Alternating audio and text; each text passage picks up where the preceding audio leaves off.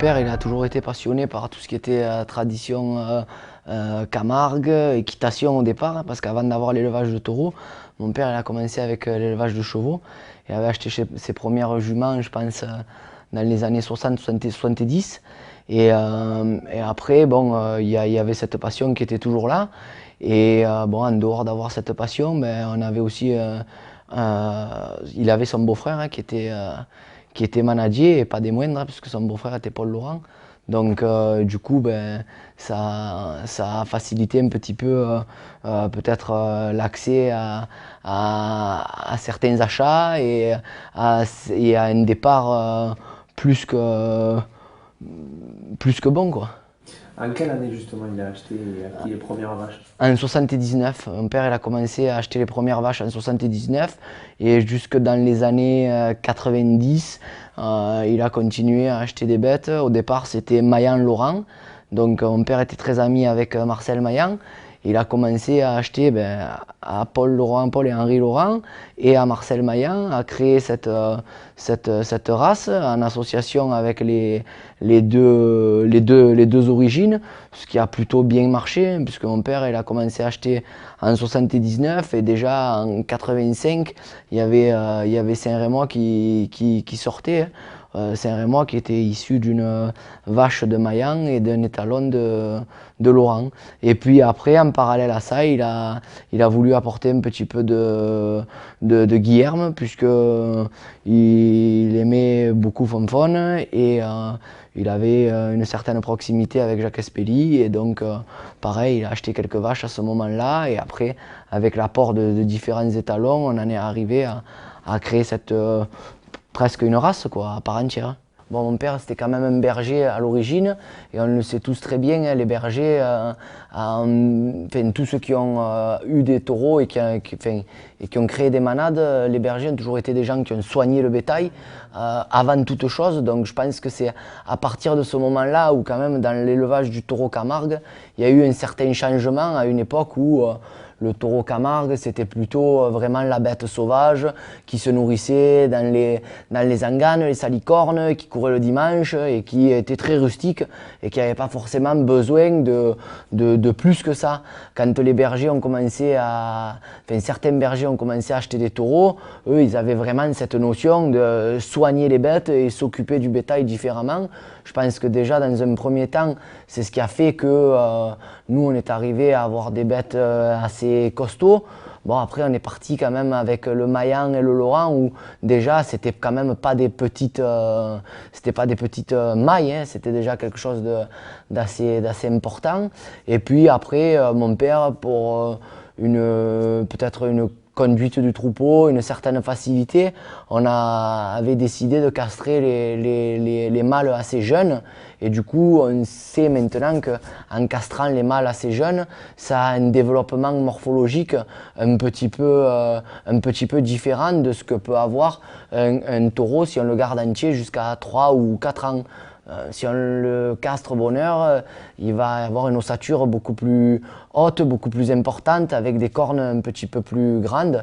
Et puis petit à petit, ben, la sélection, hein, heureusement, ça marche un peu quand même. C'est pas une science, c'est une science qu'on maîtrise difficilement, mais bon, après, à force de garder des grosses vaches sur lesquelles on met des gros taureaux, ben, on crée forcément une maille un peu plus grosse qu'à l'accoutumée peut-être. Pour un taureau qui est vraiment un barricadier, il vaut mieux qu'il soit gros que petit. Je pense que quand même il a plus de facilité à amortir les chocs, à se blesser moins facilement. Maintenant, après, ça c'est comme les gens, hein, quand on veut courir, il y a des gros qui arrivent à courir vite, mais on a quand même plus de facilité si on est affûté que si on est enrobé. Maintenant, après, il y a bien une différence à faire aussi entre taille et on va dire masse corporelle, quoi. On peut avoir des gens comme toi, Loïc, qui sont grands mais sveltes et affûtés, comme un taureau peut être grand, svelte et affûté. Et après, ce qui est pas bon, c'est quand ils sont obèses, quoi. Et qu'on soit petit ou grand, quand on est obèse, ben, on est plus vite essoufflé, on avance moins vite et tout ça. Après, bon, il y a un taureau comme Tracardel qui est l'exemple parfait où ben, on voit un taureau qui est, je pense, qui fait partie des plus gros taureaux au haut niveau en ce moment, et ça ne l'empêche pas quand même d'aller vite, de se tourner, d'anticiper et de faire toujours, c'est rare qu'il fasse des quarts d'heure complets, mais 13-14 bonnes minutes, quoi. Et c'est l'essentiel, et en plus de durer dans le temps, quoi.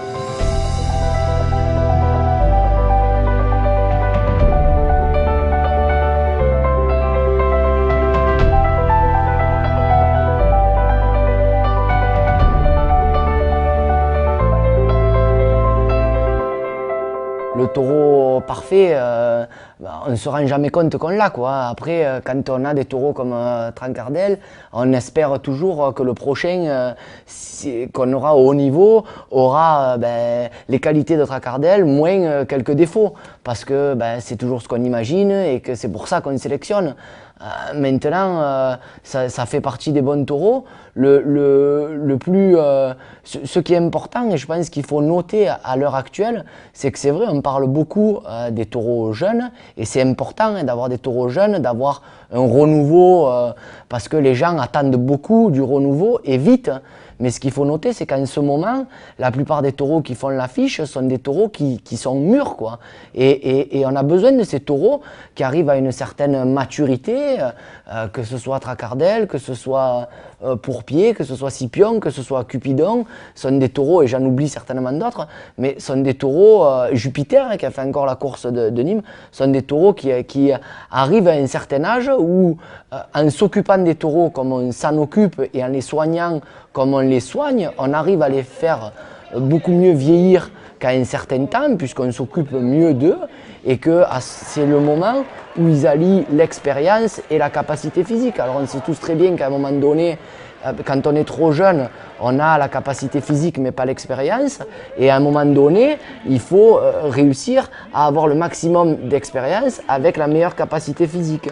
Et ben, parfois pour certains taureaux, ça arrive un petit peu plus tard, mais c'est pas parce qu'un taureau a 13 ans qu'il est au bout. Et maintenant, facilement, on penserait ça, puisque les taureaux, on les met jeunes dans le coup pour toujours rechercher quelque chose de nouveau et quelque chose d'encore plus explosif que ce qu'on a maintenant. Et pourtant, dans les taureaux, ben, on s'en rend compte aujourd'hui, il faut être patient, quoi. Et un taureau, ça évolue, et ça peut bien évoluer jusqu'à tard, hein.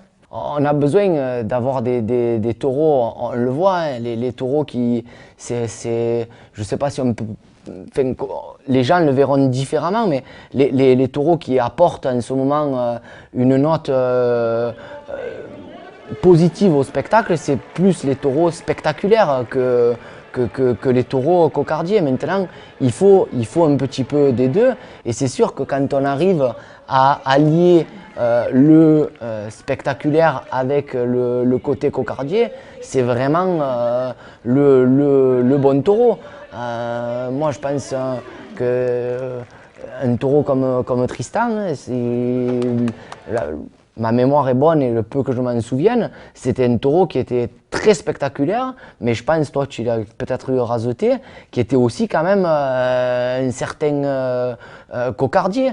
Après, taureau comme Timoko, que j'ai vu la dernière fois à Palavas, qui va vite et qui est aussi relativement spectaculaire à la barrière, tout comme Tracardel, qui lui, bon, est maintenant à 13 ans, donc il n'a plus l'explosivité qu'il avait à la planche, mais il a l'anticipation et il a le placement, et comme on a vu à Nîmes, il arrive encore quand même à me faire quelques jolis coups aux planches, donc ça c'est important. Maintenant, après, je pense que le taureau doit évoluer comme évoluent les raseteurs, et les raseteurs, bon, ben, c'est vraiment des compétiteurs, et il faut que le taureau devienne un vrai compétiteur pour pouvoir vraiment faire face aux jeunes du moment et montrer ses qualités et faire plaisir aux spectateurs. Il appartient à la manade de Jacques Beau.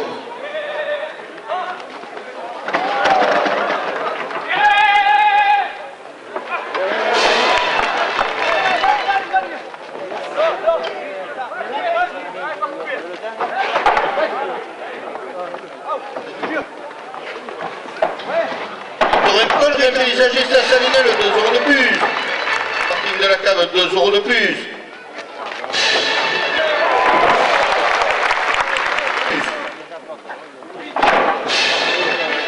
Structure, sonorisation des arènes de sommière, 2 € de plus.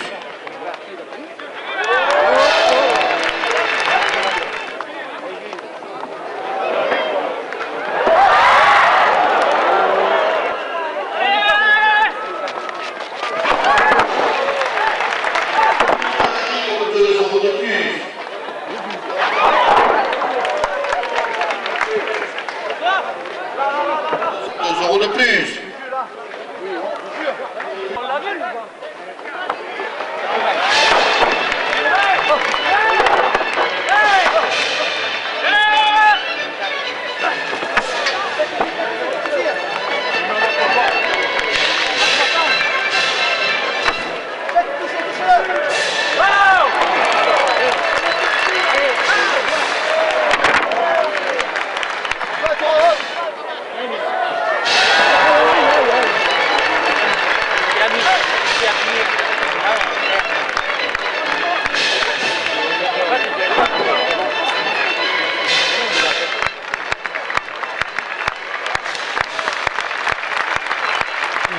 En ce moment, on a un peu plus de 200 bêtes sur la propriété, ce qui est largement suffisant. Ça fait à peu près 40 naissances par an. Et par rapport au travail qu'on a au quotidien dans les arènes, il y en a largement assez. Et c'est déjà difficile d'arriver à juger tous les taureaux jeunes. Donc si en plus on en a vraiment beaucoup, c'est que plus difficile. Donc on essaye, je pense comme la plupart de nos confrères, de vraiment travailler sur la qualité plutôt que sur la quantité.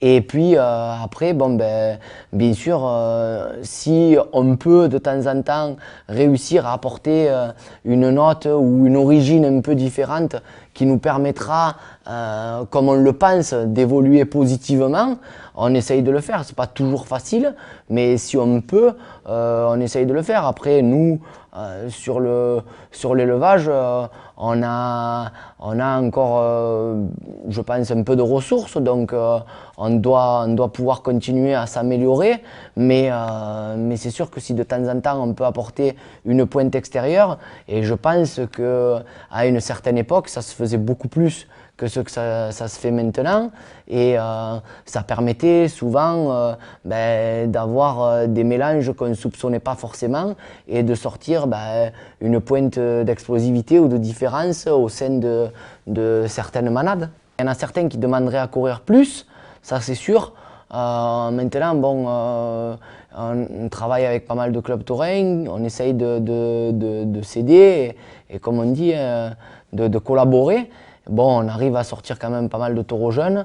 Après, c'est sûr que au niveau emboulé, il manquerait toujours quelque chose, et surtout que c'est pas tant dans le nombre de courses qui manque, mais c'est surtout dans la façon dont on va les raseter, quoi. Un taureau, pour apprendre, il faut qu'il soit raseté. Il faut qu'il soit raseté d'une certaine façon, et très souvent, nous on l'a vu encore là, vendredi on avait la Ligue à Jonquière, le premier taureau qui est sorti à la Ligue, c'était pas du tout un premier sur le rendu de sa course, mais si on avait pensé ça, on ne l'aurait pas mis à cette place-là, mais c'était un taureau qui avait bien commencé, qui était plutôt ordinaire depuis 2 ou 3 courses, voire même quelconque. Et là, à Jonquière, 2-3 minutes, et puis il a senti un homme à portée, il a fait un coup de barrière et ça a été le déclenchement. Et après, il a fini sa course très très bonne. Et les taureaux, des fois, c'est pas grand chose, mais il y a besoin de ce petit truc qui vont faire que du quelconque, d'un coup, ça va déclencher quelque chose chez eux et ça va devenir un taureau. Et très souvent, chez les bons taureaux, c'est ce qui se passe. On a des taureaux qui sont coureurs, qui sont sauteurs, qui sont parfois même dépassés, pas intéressés, fuyards. Et à un moment donné, il suffit d'un petit quelque chose pour leur donner ce déclic. Et parfois, ce petit quelque chose, c'est un jeune qui a ralenti un petit peu, qui était un petit peu distrait, qui n'avait pas forcément l'expérience, et le taureau, sentant l'homme à sa portée, ça va lui déclencher cette confiance qui va nous permettre ensuite de le faire évoluer. Mais très souvent, c'est pas grand chose.